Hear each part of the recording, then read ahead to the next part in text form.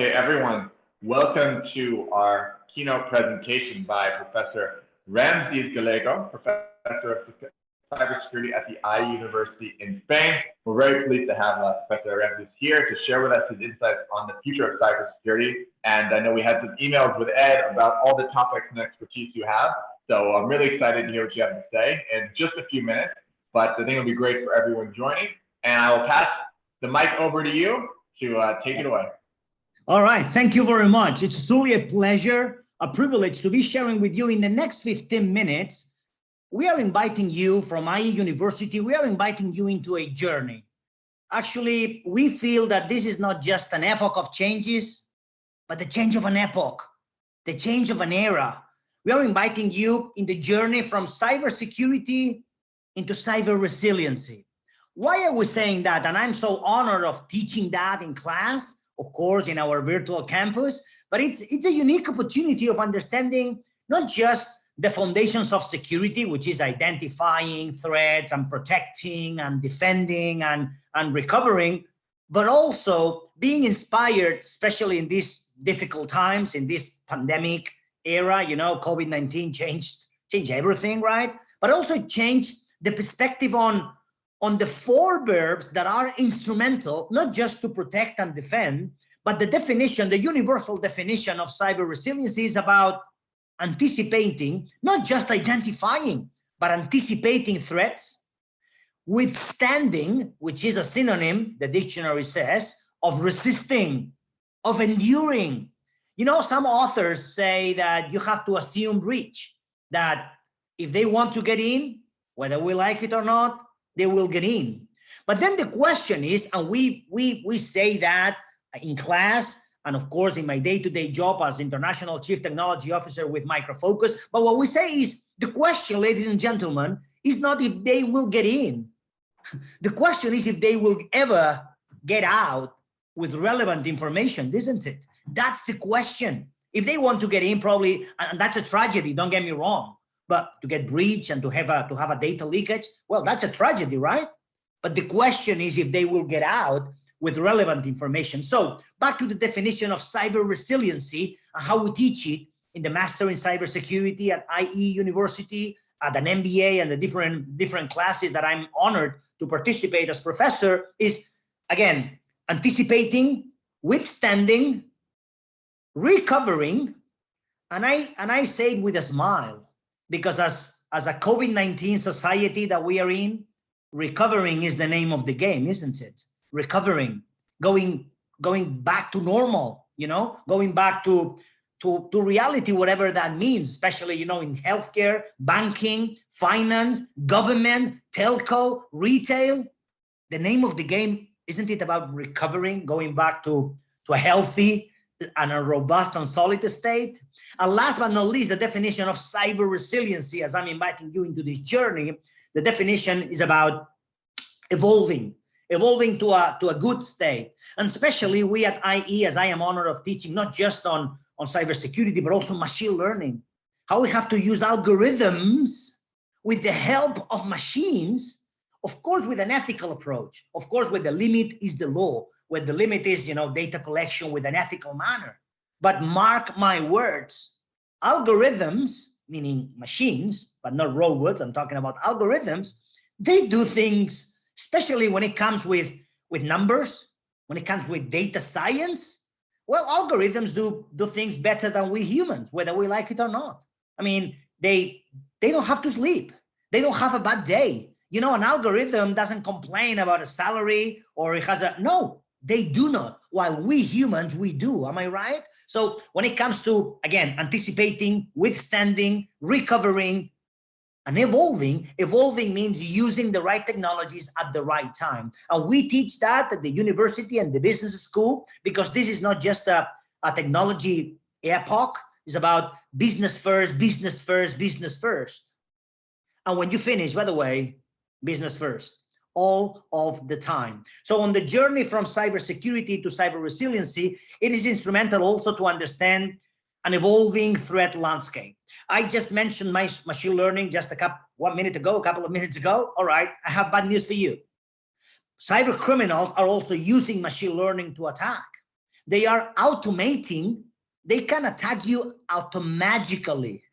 Automatically, you know, I mean, with some, I've seen attacks on my career with zero human intervention. Let me repeat, zero human intervention. But in the very same way that I have bad news for you, what we teach in class is I have good news for you, because the book has been written, ladies and gentlemen.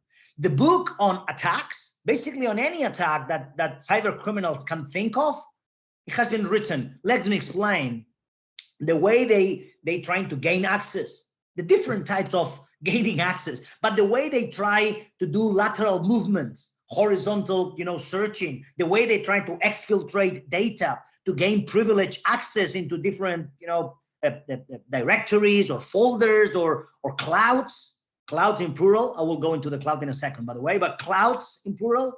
Well, the book has been written.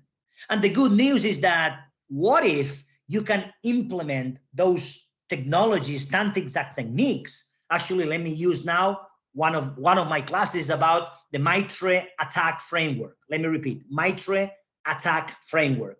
Attack, it's an acronym, it's not just a word.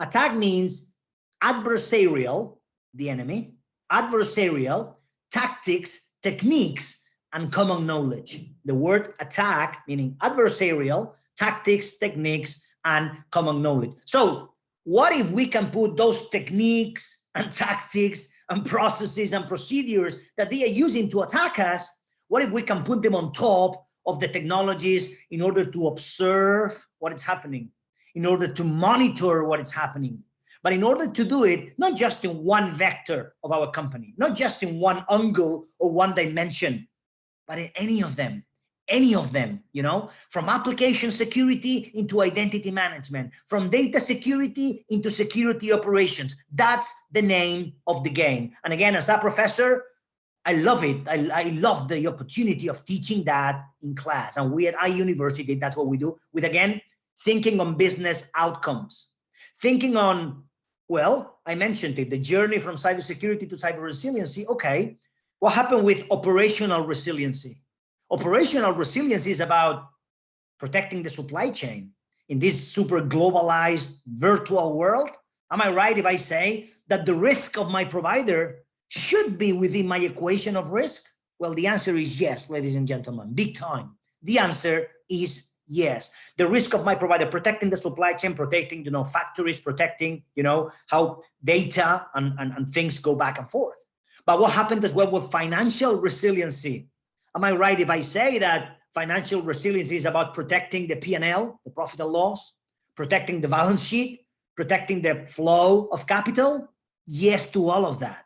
So business outcomes, again, information resiliency, which is about, you know, of course, integrity of data, authenticity of data. Listen, for the technical or risk people in the house, and I'm challenging my students on okay, how many conversations do we have on not just confidentiality of data, availability of data? Everybody understands that. I mean, this is happening on a very cool platform. I mean, I'm sitting here in Barcelona, Spain, and you are in your offices or houses. But so technology is not the problem. The problem is the conversations that we need to present in order, how many conversations you have on integrity of data, authenticity of data.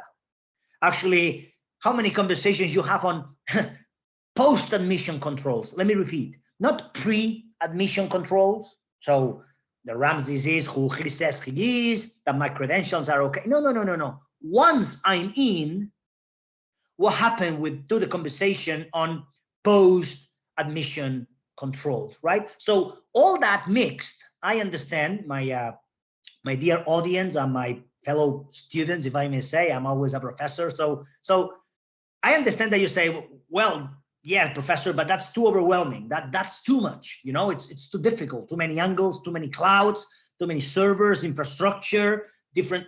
Yes. And actually, you can quote me. You can quote me when I have 6 minutes left. You can quote me on, hey, but that speaker from University, he said that it's difficult. Actually, I have to say it, and I'm looking straight into the camera when I'm saying this. Sometimes it's not even cheap. I understand all that.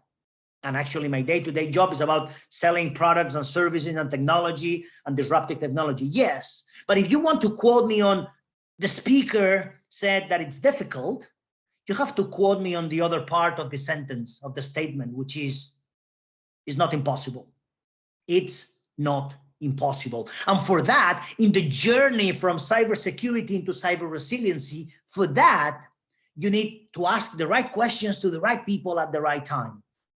The right questions to the right people at the right time, because there will be a point in time, and I'm teaching that in class, mark my words, someone will come with questions.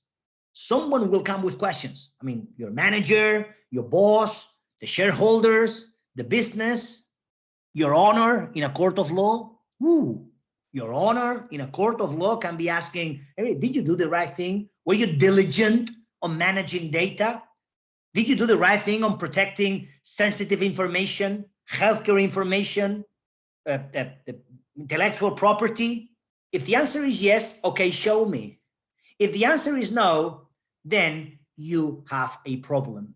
For that, again, we in class, and me at my day-to-day job within Micro Focus, but especially in class, we talk about the triad, the three things very important that most of you already know, but I have another angle for you. But people, process, and technology. I'm not going to go into that because, you know, and I feel that, you know, that business first, it's people using technology through processes. I mean, that's great. That triad is okay, very well understood, I would say.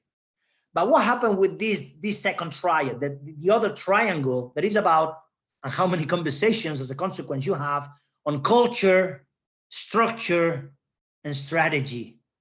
Culture plays a strong role in everything in life, right? I mean, how you do things. I mean, the legacy sometimes of how things are being done, you know, in the industry. Culture, structure, where does security report into? Sometimes into operations, sometimes into technology, because we feel that security that has to do with technology. Sometimes into legal, you know, because it has to do with laws and compliance. Well, yes to all of that.